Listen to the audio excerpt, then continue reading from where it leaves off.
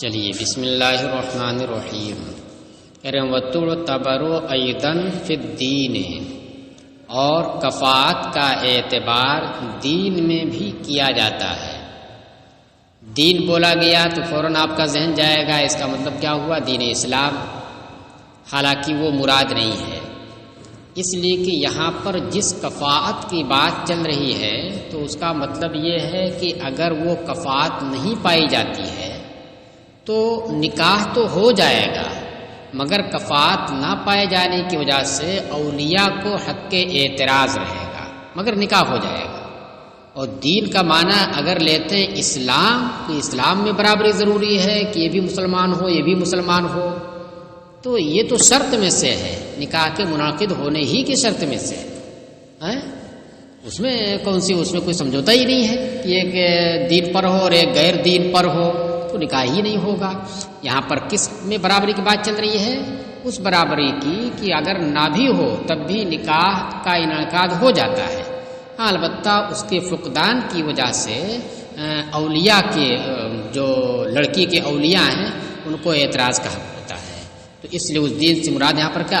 دیانت، یعنی دینداری، تقوی، پرہیزگاری، یہ ہے جو فسق کے مقابل میں آتا ہے، تو اس کا بھی اعتبار کیا جاتا ہے. وَهَذَا قَوْلُ أَبِي حَنِيفَةَ وَأَبِي يُوسُفَ هُوَ الصَّحِيحُ، اور یہی امام اعظم اور امام ابو یوسف کا قول ہے اور یہی صحیح ہے. یعنی ایک قول امام اعظم کا وہ ہے جو امام ابو یوسف کے ساتھ ہے کہ دیانت کا اعتبار ہے، اور یہ قول صحیح ہے، صحت کے ساتھ ثابت ہے. اور دوسرا قول یہ ہے کہ اس میں وہ امام محمد کے ساتھ ہے جو نیچے آ رہا ہے، تو اس میں کیا ہے کہ اس کا کوئی اعتبار نہیں ہے. کہ لِأَنَّهُ مِنْ أَعْلَى الْمَفَاخِرِ، کیوں اس کا اعتبار ہے؟ کہہ رہے اس لیے کہ دین تو یعنی تقوی و پرہیزگاری تو یہ اعلیٰ قسم کی فخر کی چیز ہے. من اعلی المفاخر، فخر کی اعلیٰ قسم ہے. والمرأة تعیر بفسق الزوج فوق ما تعیر بدعت نسبہ، اور عورت کو شوہر کے فسق کی وجہ سے اس سے زیادہ عار دلائی جاتی ہے جتنی عار اس کے نسب یعنی شوہر کے نسب کے گھٹیا ہونے سے دلائی جاتی ہے. تو دیکھیے یہ کیا کرے کہ دلائی جاتی ہے، کیا کہ اس سے زیادہ دلائی جاتی ہے، تو اس کا مطلب ہوا کہ اس کا مدار عرف پر ہے. اس کا مدار کس پر ہے؟ عرف کے اوپر ہے. دلائی جاتی ہو تو ٹھیک ہے، وہاں پر اس میں کفاءت میں اس کا اعتبار کریں گے، اور جہاں دلائی نہیں جاتی ہے تو وہاں پر کفاءت میں اس کا اعتبار نہیں کریں گے. جیسے کہ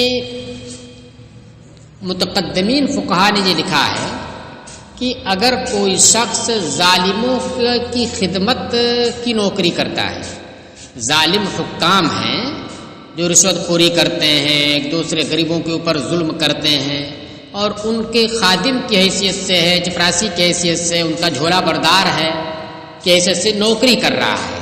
تو دیکھ نوکری کس کی کر رہا ہے؟ ایک بڑے افسر کی کر رہا ہے، ظاہر اس کا رتبہ بڑا ہوگا نا.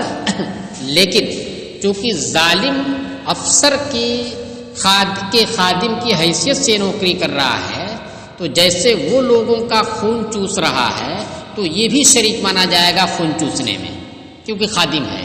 اس لیے متقدمین فقہا نے کیا کہ ایسا شخص کسی دوسرے کا کفو نہیں بن سکتا ہے، کیونکہ یہ سب سے بڑا فاسق ہے، لوگوں کا خون چوسنے میں اس کی مدد کر رہا ہے، خون چوس بھی رہا ہے، سب سے بڑا فاسق یہ ہے. تو یہ متقدمین فقہا نے لکھا. تو اس کا مطلب کیا ہوا کہ اس زمانے میں اس کو بہت گری نظر سے دیکھا جاتا تھا، بہت بری نگاہ سے دیکھا جاتا تھا کہ ارے یہ نوکری کرتا ہے، فلاں کے ساتھ رہتا ہے، بہت بڑا فاسق ہے، ظالم ہے، یہ ہے، اس طرح سے اس کو برا سمجھا جاتا تھا. تو اس لیے اس کا اعتبار کیا متقدمین نے. لیکن بعد میں متاخرین علماء نے یہ دیکھا کہ اس کا اعتبار نہیں کرتے ہیں لوگ، بس نوکری کر رہا ہے اور اس میں کوئی گھٹیا کام نہیں کر رہا ہے دنیا کے اعتبار سے. گھٹیا جیسے نالی صاف کرے یا ایک ہی پیخانہ صاف کرے، اس طرح سے اور کوئی کام نہیں کر رہا ہے، تو اس کو بھی عزت کی نظر سے دیکھتے ہیں، ارے یہ فلاں کا وہ ہے خادم ہے، فلاں کا چپراسی ہے، ان کے آفس میں رہتا ہے، ایس پی صاحب کے آفس میں رہتا ہے، ضلع ادھیکاری کے آفس میں رہتا ہے، تو اس کو برا نہیں سمجھا جاتا بلکہ اس کو عزت کی نظر سے دیکھا جاتا ہے، نوکری کرتا ہے، سرکاری نوکری کرتا ہو تو پھر مت پوچھیے، اس کی اور زیادہ عزت ہے یہاں، ارے وہ تو بہت بڑی وہ ہو گئی۔ اگر آج کے زمانے میں کوئی شخص یہ جو جھاڑو نہیں لگاتے ہیں، چپراسی والا کام نہیں نکلی ہے، اس میں بھنگی ونگی لوگ ہیں زیادہ تر، نالی ولی صاف کرتے ہیں، صفائی کرمی بھی اگر ہو گیا ہے تو اس کی بھی عزت بڑھ جاتی ہے، چاہے جائے کہ گھٹے، کیوں؟ اس لیے کہ 20-25 ہزار روپیہ کما رہا ہے، حالانکہ نہیں دیکھ رہے ہیں کہ نالی صاف کر رہا ہے، تو اس کی اہمیت بڑھ جاتی ہے۔ تو عرف دیکھیے بدل گیا۔ تو یہ تو اس وقت کی بات ہم کر رہے ہیں، اس سے پہلے متاخرین علماء نے کہہ دیا ہے کہ نہیں، وہ کفو بن سکتا ہے۔ تو اس کا مطلب کیا ہوا کہ آج سے پہلے بھی، بہت پہلے نہیں، بہت پہلے تو برا سمجھا جاتا ہے، ہم سے بہت پہلے کچھ متاخرین علماء نے یہ محسوس کیا کہ اس کو برا نہیں سمجھا جا رہا ہے، لہذا اس کی وجہ سے وہ غیر کفو نہیں مانا جائے گا بلکہ کفو بن سکتا ہے اور اپنے جیسے لوگوں کا۔ تو دیکھیے، اور باہر شریعت میں بھی اسی کو اختیار کیا ہے، پوری بات یہی لکھی ہے کہ متقدمین علماء نے یہ لکھا ہے کہ وہ مطلب کفر نہیں بنے گا اچھے لوگوں کا، لیکن متاخرین علماء نے یہ دیکھا کہ اس کی وجہ سے عرف میں اسے برا نہیں سمجھا جاتا ہے، اس وجہ سے وہ کفر بن سکتا ہے بڑے لوگوں کا، بشرطے کہ وہ جو پیشہ کر رہا، جو کام کر رہا ہے وہ ذلیل پیشہ نہ ہو کہ جس کی وجہ سے لوگ ذلیل اسے سمجھتے ہیں۔ جیسے بھنگی ہے، مطلب پیخانہ صاف کرنے والی نوکری کر رہا ہے، تو چاہے جتنا پیسہ کمائے وہ، اس کو جو ہے عرف میں برا ہی سمجھا جاتا ہے۔ چلیے، تو کہہ رہے ہیں کہ والمرأۃ تعی، تو اعتبار ہے دیانت کا، اسی لیے بہار شریف میں بھی لکھا کہ اگر کوئی متقی اور پرہیزگار شخص ہے، اس کی لڑکی ہے، دوسری جانب لڑکا فاسق ہے، تو فاسق شخص اس متقی پرہیزگار کی لڑکی کا کفو نہیں بن سکتا ہے، چاہے وہ لڑکی خود پرہیزگار ہو یا نہ ہو، اس کے باپ کا بھی اعتبار کیا گیا اس کے اندر۔ لیکن اب لوگ نہ اسے لیتے ہوں عرف میں تو کوئی بات نہیں ہے۔ آج آپ دیکھیے بڑے بڑے علماء ہیں اور یہ نہیں خیال کرتے ہیں کہ سامنے والا لڑکا نمازی ہے کہ نہیں ہے، احکام شرع کی پابندی کرتا ہے کہ نہیں کرتا ہے، بس یہ دیکھتے ہیں کہ ہاں نوکری کرتا ہے، 50,000 روپیہ مہینہ کماتا ہے، لاکھ روپے مہینہ کماتا ہے، تو باقی دیگر چیزیں نہیں دیکھتے ہیں۔ تو اس کا مطلب کہ آج کے عرف میں فسق کو برا نہیں سمجھا جاتا ہے شادی کے معاملے میں۔ تو اس کا تعلق چونکہ امور دنیا سے ہے، اس وجہ سے دنیا میں لوگ اگر اس کو نہیں برتتے ہیں، اس کا اعتبار نہیں کرتے ہیں تو اعتبار نہیں ہوگا۔ والمرأۃ تعیر بفسق الزوج فوق ما تعیر بدعۃ نسبہ، دعۃ یہ ودع کا معوض ہے، ودع تھا جیسے وعد سے عیدۃ آتا ہے، تو اسی طریقے سے بھی ودع سے دعۃ ہو گیا۔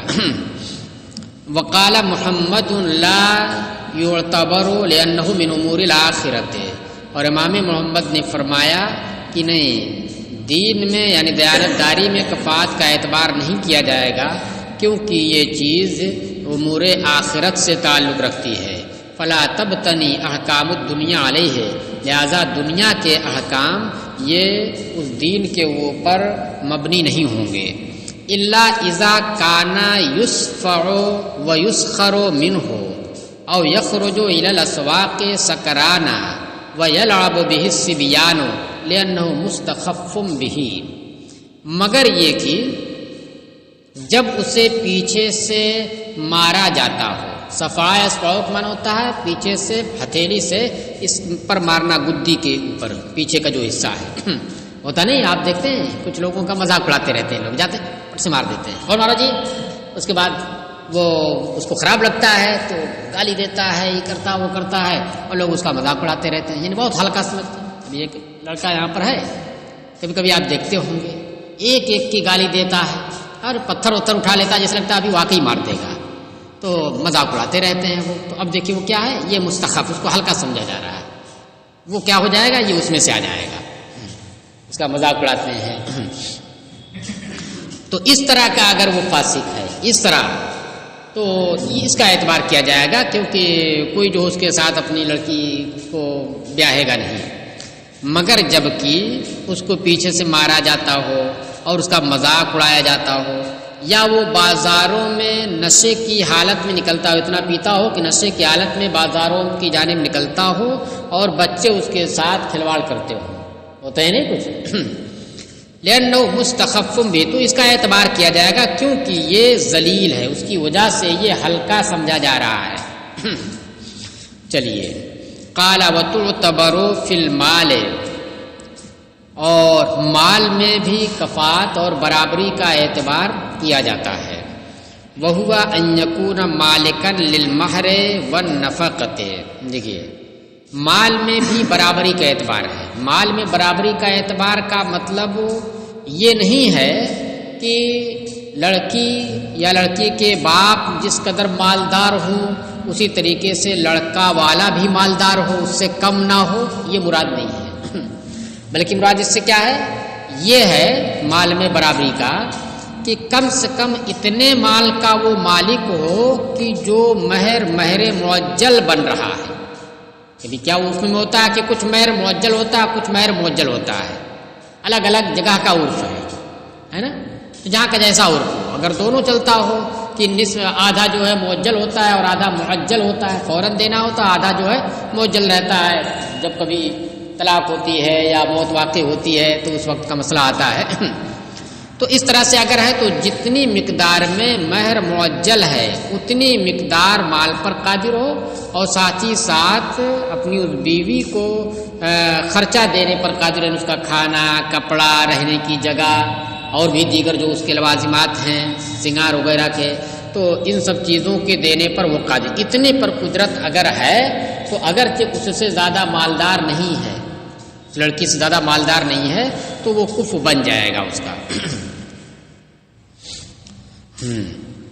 کہہ رہے ہیں وتعتبر فی المال وہو ان یکون مالکا للمہر، اور وہ یہ ہے کہ مال میں اعتبار کیا ہے؟ یہ ہے کہ لڑکا مہر کا مالک ہو اور نفقے کا مالک ہو۔ مہر تو جانتے ہیں بضاعت کا عوض، اور نفقہ کیا؟ اس کا خرچ، جس سے اس کی زندگی گزرے، کھانا، کپڑا، رہنے کی جگہ اور بھی دیگر چیزیں جو ہوں گی، صابن، تیل، کنگھی۔ وَهَذَا هُوَ الْمُعْتَبَرُ فِي ظَاهِرِ الرِّوَایَہ، اور یہی ظاہر الروایہ میں معتبر ہے، یعنی اتنی ہی مالداری شوہر کو مالدار بناتی ہے، اتنی ہی اس کو مالدار سمجھا جائے گا، وہ کفو بن جائے گا دوسرے کا۔ حَتَّى أَنَّ مَنْ لَا يَمْلِكُهُمَا أَوْ لَا يَمْلِكُ أَحَدَهُمَا، یہاں تک کہ اگر کوئی شخص ان دونوں کا مالک نہ ہو، نہ اس کے پاس نفقہ دینے کا مال ہو، نہ مہر ادا کرنے کا مال ہو، یا کم سے کم ان میں سے کسی ایک ہی کا مالک نہ ہو، مثلا مہر تو دے سکتا ہے لیکن خرچ دینے کے لیے اس کے پاس پیسے نہیں ہیں، کہ لا یکون کفوا، تو ایسی صورت میں وہ کفو نہیں بنے گا لڑکی کا۔ لأن المہر، دیکھیے لڑکی کی طرف سے کچھ نہیں کہا گیا کہ وہ مالدار ہے کہ مالدار نہیں ہے، صرف اس کی جانب سے اتنا مال ہو تو مانا جائے گا کہ مال میں یہ اس کا کفو ہے۔ تو لأن المہر بدل البضع فلا بد من ایفائہ، اس لیے کہ مہر یہ بضاع کا بدل ہے، جس کا شوہر مالک بن رہا اس کا بدل ہے یہ، تو جب اس کا بدل ہے تو اس کی جانب سے جب سپردگی پائی جائے گی تو کہہ رہے ہیں کہ اس کی جانب سے بھی اس کی ادائیگی ضروری ہے، ایفا اسے ادا کرنا، یعنی ادا کرنا کا مطلب کہ ادا کرنے پر قادر ہونا۔ اچھا، وبالنفقۃ، اور نفقہ کے ذریعے قوام الازدواج و دوامہ، رشتہ ازدواج کا قائم ہونا اور اس کا دائم ہونا ہے، کہ بھائی جب وہ نفقہ ہی نہیں رہے گا تو پھر یہ کیسے قائم دائم رہے گا۔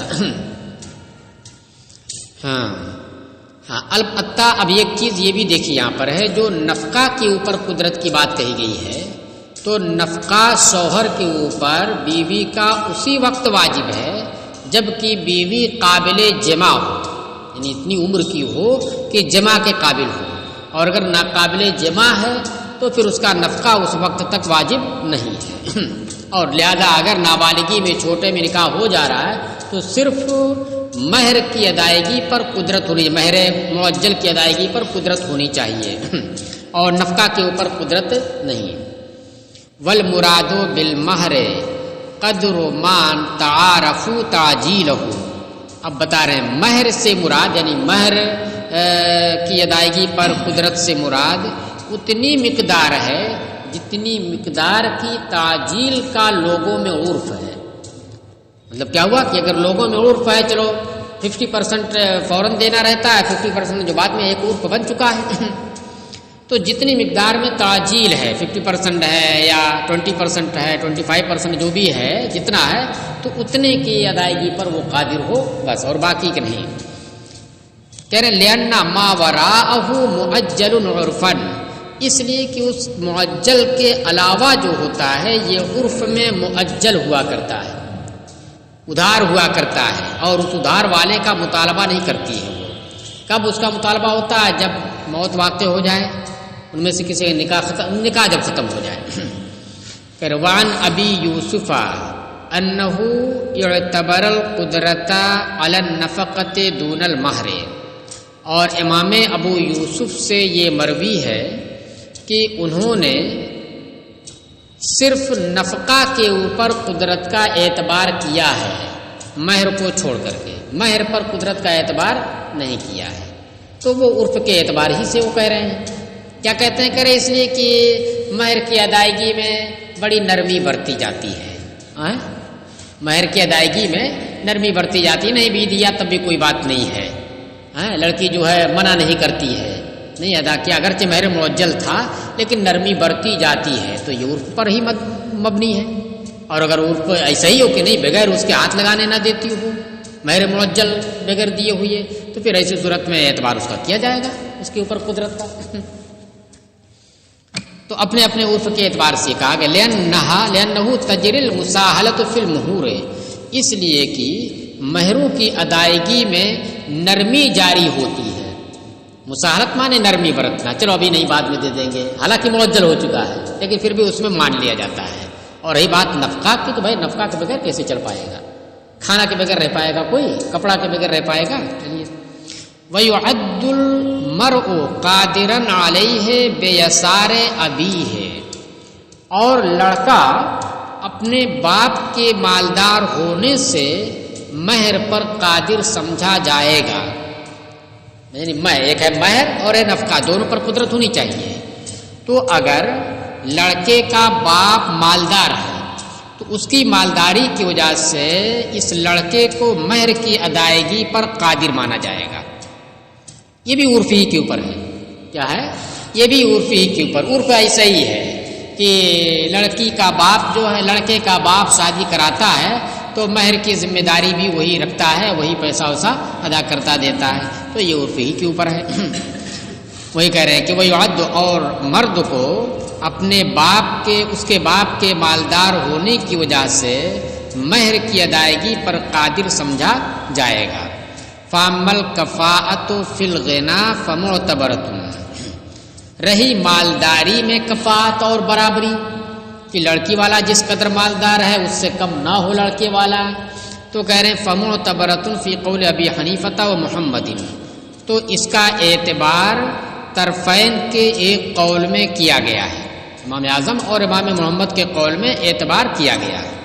حتیٰ ان الفائقۃ فی الیسار لا یکافیھا القادر علی المہر والنفقۃ، یہاں تک کہ مالداری اور خوشحالی میں فوقیت رکھنے والی، مالداری میں فوقیت رکھنے والی خاتون کا وہ شخص کفو نہیں ہو سکتا جو صرف مہر اور نفقہ پر قادر ہو، مہر اور نفقہ پر قادر، اس کے علاوہ جو ہے وہ اس سے نیچے درجے کا ہے مالداری میں، اور لڑکی جو ہے مال میں اس پر فوقیت رکھتی ہے مالداری میں، تو کہہ رہے ہیں کہ اس کے اعتبار، اس قول کے مطابق یہ لڑکا اس کا کفو نہیں بن سکتا ہے۔ لأن الناس يتفاخرون بالغنى، اس لیے کہ لوگ مالداری کے اوپر فخر کرتے ہیں، مالداری کی وجہ سے ایک دوسرے کے اوپر فخر کرتے ہیں۔ وَيَتَعَيَّرُونَ بِالْفَقْرِ، اور محتاجی کی وجہ سے عار محسوس کرتے ہیں۔ وقال ابو یوسف لا یعتبر، امام ابو یوسف نے فرمایا کہ اس کا اعتبار نہیں ہے، یعنی غنا میں کفات کا اعتبار نہیں ہے، لأنه لا ثبات له، اس لیے کہ مالداری کے لیے ثبات نہیں ہے، ٹھہراؤ نہیں ہے۔ ایک آدمی مالدار ہے تو ہمیشہ مالداری رہے، لازم رہے، اس کے لیے ایسا نہیں ہے۔ بہت ایسا دیکھیں، اذ المال غاد ورائع، کیونکہ مال صبح کے وقت آنے اور شام کے وقت واپس چلے جانے والی چیز ہے، تو اس کا کیا اعتبار جو لازم نہ رہے، ثابت نہ رہے۔ تو اس وجہ سے امام ابو یوسف کے قول کے مطابق مالداری کا اعتبار نہیں، اس میں کفو نہیں، بس لڑکا مہر اور نفقہ کے اوپر قادر ہے تو اپنے سے مالدار عورت کا کفو ہو سکتا، جبکہ باقی دیگر چیزوں میں کفو ہو، برادری میں ہو اور دیگر جو چیزیں نسب بتائی گئی ہے اور پیشہ بتایا گیا، یہ ساری چیزوں میں ہو۔ بار شریعت میں بھی اسی کو لکھا ہے، جس سے سمجھ میں آتا ہے کہ فتویٰ اسی کے اوپر ہے، جو امام ابو یوسف کا قول ہے کہ مالداری میں اس کا اعتبار نہیں ہے۔ وَتُعْتَبَرُ فِي الصَّنَائِعِ، اب بات آ رہی ہے، اور پیشوں میں بھی کفات کا اعتبار کیا جاتا ہے۔ پیشوں میں بہت مالدار ہے لیکن پیشہ گھٹیا ہے، اچھا نہیں ہے اور گھن کرنے والا پیشہ ہے، تو کتنوں مال ہو اس کی وجہ سے وہ کسی ایسے کا کفو نہیں بن سکتا جس کا پیشہ گھٹیا نہ ہو۔ کرے وَتُعْتَبَرُ فِي الصَّنَائِعِ، اور پیشوں میں بھی کفات کا اعتبار کیا جاتا ہے۔ وَهَذَا عِنْدَ أَبِي يُوسُفَ وَمُحَمَّدٍ، اور یہ امام ابو یوسف اور امام محمد کے نزدیک ہے، اور فتویٰ اسی کے اوپر ہے کہ پیشوں میں بھی اعتبار ہے۔ وعن ابی حنیفۃ فی ذالک روایتان، اور امام اعظم سے اس سلسلے میں دو روایتیں ہیں، ایک روایت تو یہ ہے کہ اعتبار ہے، دوسرے میں ہے کہ اعتبار نہیں ہے۔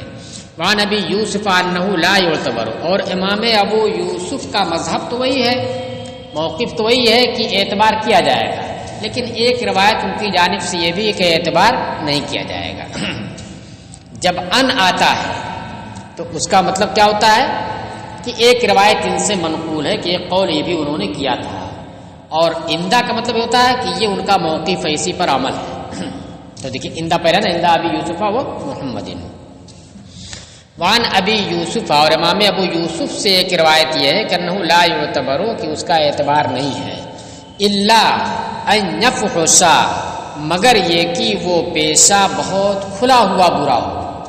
فحوشا یا فوشو کروما یا کرمو سے، جس کے معنی ہوتا ہے برا ہونا، مگر یہ کہ وہ پیشہ برا ہو اور وہ بھی اس کا برا ہونا کھلا ہوا واضح ہو بالکل۔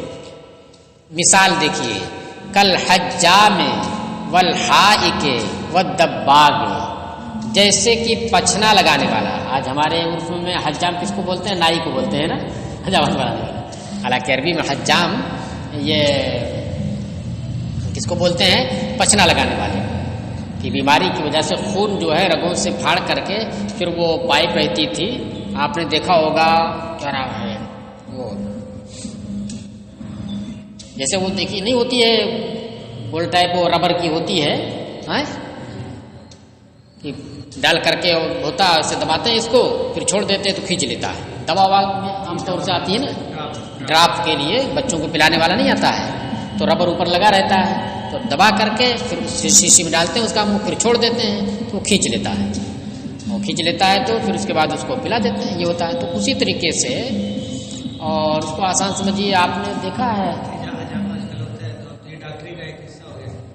ہاں وہ تو ہوتا ہے، لیکن اب اس کی کون سی شکل ہو گئی، بالکل ارے اچھی شکل بن گئی ہے، وہ اس میں منہ کا استعمال نہیں ہوتا ہے، وہ سب جو ہے مشین کے ذریعے ہوتا ہے، منہ نہیں نا اس میں استعمال ہوتا ہے۔ تو اس میں ہوتا تھا، آپ نے کبھی دیکھا ہے سانپوں کو نکالنے والوں کو جو بجا کر کے اور نچاتے وچاتے ہیں، بین دیکھا ہے کیسی ہوتی ہے؟ ہاں گول ہوتی ہے، ہاں گول ہوتی ہے، پھر ادھر پتلا رہتا ہے اور سامنے پتلا رہتا ہے، تو اسی طریقے سے رہتا تھا۔ اب لگایا تو اس کو وہاں کیا، پھر کھینچتے تھے تو جب خون نکل کر کے فاسد جو آ کر کے اسی میں جمع ہو جاتا تھا، تو اس کو بہت برا وہ سمجھا جاتا تھا، اس پیشے کو، حجامت کو۔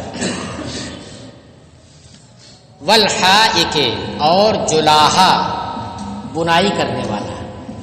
آج تک ہم کو سمجھ میں آیا کہ آخر حائک کو اتنا مطلب ضرب المثل کیوں بنا دیا ہے.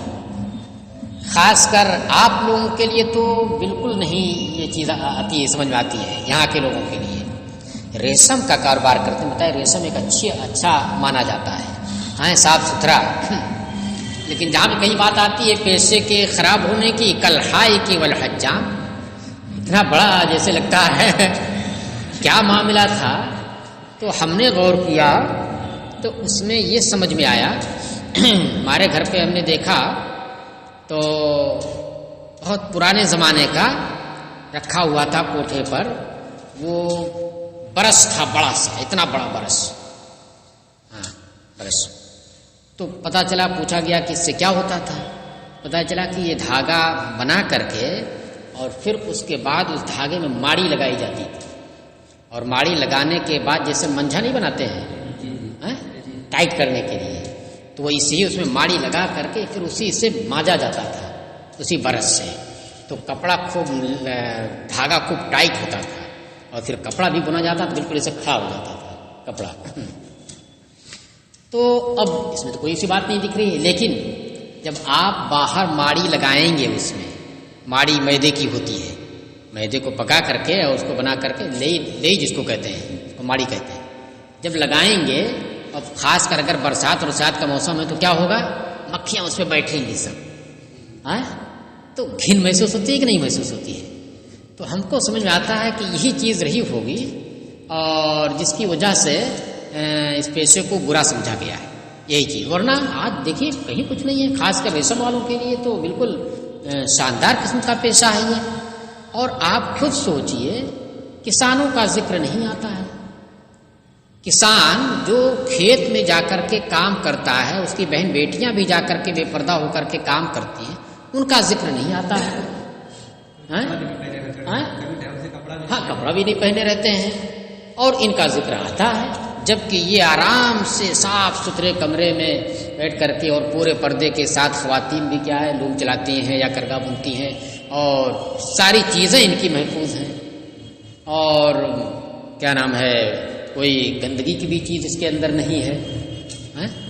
لیکن اس کے باوجود ان کا نام نہیں آتا ہے، ان کا نام آتا ہے جگہ جگہ. تو اس سے سمجھ میں آیا کہ اس وقت جو ہے اسی طرح کی چیز تھی وہ ماڑی اوڑی والی. ہاں تو اصل میں اب تکنیک الگ الگ تھی نا، اب اس طریقے سے چلتا تھا. اب دھاگا خود ہی جو ہے اچھے سے اچھا بن کر کے وہاں سے آتا ہے. پہلے دیکھیے خود ہی لوگ کاٹتے تھے، دھاگا خود ہی بناتے تھے، تو اتنا اچھا بن نہیں پاتا تھا، پھر اس میں ماڑی لگاتے تھے. دنیا بھر کی چیزیں تھیں. بہرحال یہ گندگی کی ایک چیز آتی ہے، اس کی وجہ سے لگتا ہے کہ ان کو ایسا سمجھا گیا. ارے حدیث بھی پتہ نہیں گڑھ دی ہے کہ ہے بھی. دیکھیے بین سوتر میں ایک حدیث بھی ذکر کی ہے. دنیا کا سب سے اچھا کام نائی کا ہے. سب سے اچھا گھر معاش گھر سے باہر نکلنا پڑتا ہے. ہاں سوئے اٹھے ترغم چلے گئے ساتھ. وہی میں کہہ رہا ہوں نا کہ آپ پورے پردے کے ساتھ، بیوی بچے بھی پورے پردے کے ساتھ ہیں گھر کے اندر، اور بے پردگی اس میں نہیں ہے، صفائی ستھرائی ہے. اب کیا ہے لوگ چلا رہے ہیں، کرگا بن رہے ہیں، اذان ہوئی فوراً کچھ نہیں کر رہا ہے. کہ کچھ کرنا ہے کہ چلو مٹی لگ گئی تو ہاتھ دھو، تو یہ کرو وہ کرو، صابن لگا ہوا ہے، کچھ نہیں کرنا. سیدھے اٹھے مسجد چلے گئے، وضو کی نماز پھر آ کر کے پھر کام شروع کر دیا. اور کسان جو ہے وہ کیا کر رہا ہے، پتہ چلا کہ گڑائی کدائی کر رہا ہے تو پیر میں مٹی لگی ہے، تو یہاں مٹی لگی ہے، تو کپڑا گندا ہوا ہے. دنیا بھر کی چیزیں ہیں.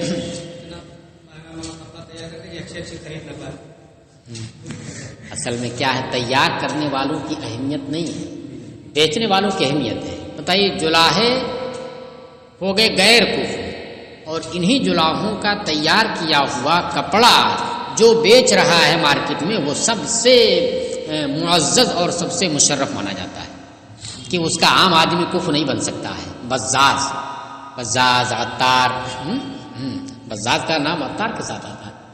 بتائیے تو الگ ہوتا ہے. ایک ہے جوتا بنانے والا، تو دوسرے نے اس کو بھی لکھا ہے. بھائی فرق ہوتا ہے نا. ایک آدمی جوتا بناتا ہے تو خود ہاتھ سے بناتا ہے تو برا سمجھا جائے گا، اور دوسرا آدمی کیا کہ آپ کے بنائے ہوئے جوتے کو شو روم میں رکھ کر کے بیچتا ہے، شاندار تاجر مانا جائے گا، وہ معزز مانا جائے گا، اور آپ معزز نہیں مانے جائیں گے. اور آگے بڑھ جائیے، آپ نے فیکٹری بنا لی ہے، بنانے کی بات ہے، آپ نے کارخانہ کھول لیا ہے، تو آپ معزز سمجھے جائیں گے، آپ بھی معزز سمجھے جائیں گے، جیسے وہ شو روم میں بنانے والا رکھ کر کے بیچنے والا معزز سمجھا جائے گا۔ ہاں، جو لوگ بنا رہے ہیں آپ کی فیکٹری کے اندر وہ آپ سے نیچے سمجھے جائیں گے۔ چلیے، ہاں، تو بات سمجھ میں یہی آتی ہے کہ ایسے ہی کچھ رہا ہوگا۔ اعلیٰ حضرت نے بھی اس کے بارے میں لکھا ہے، جلاحوں کے بارے میں، حالانکہ صدر الشریعہ آپ کی بارگاہ میں رہتے تھے، صدر الشریعہ نے حائق کا لفظ نہیں لکھا ہے، جلاح کا لفظ، جبکہ وہ بھی اسی خاندان کے تھے۔ چلیے،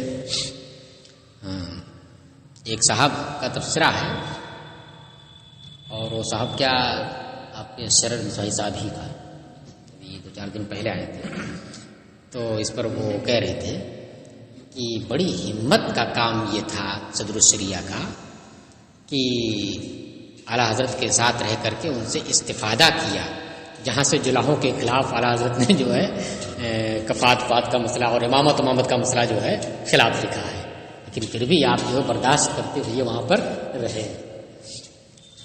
چلیے، بہت سارے لوگ جو ہے اس وجہ سے اعلیٰ حضرت سے وہ کرتے ہیں، حالانکہ یہ کفات کی بات ہے، یہ ان کے اوپر کیا ہے، پرانے زمانے سے سب چلا آ رہا ہے۔ بتائیے یہ کب کے ہیں، 7ویں 8ویں صدی، اور اس میں لکھا ہوا ہے، اس کے بعد والے میں بھی لکھا ہوا ہے، اس سے پہلے والے میں بھی لکھا ہوا ہے، حتیٰ کہ میں نے سطور میں ایک حدیث کا بھی ذکر کر دیا ہے۔